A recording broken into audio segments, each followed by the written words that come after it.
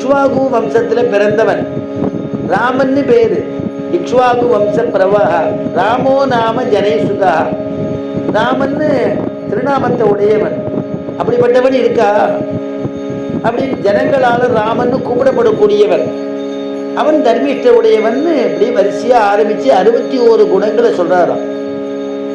அதனால அப்படிப்பட்டவன் இருக்கா, நீங்க போய் பார்க்கலாம், இப்ப கூட போனா கூட போய் பார்க்கலாம் அப்படின்னு சொல்றாராம். சொன்ன உடனே அவருக்கு மனசுல ஒரு திட சிந்தை ஏற்படுறது. அப்படியா, ரொம்ப சந்தோஷம்னு அவர் மனசுல நினைச்சுட்டு நாரதர் திருப்பி அவருடைய இடத்துக்கு புறப்படுறார்.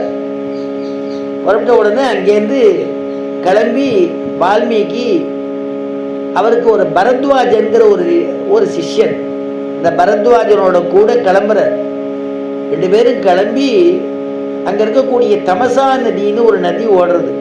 தமசா நதிக்கு போய் ஸ்நானம் அனுஷ்டானத்தை பண்ற. ஸ்நானம் அனுஷ்டானத்தை பண்ணும் பொழுது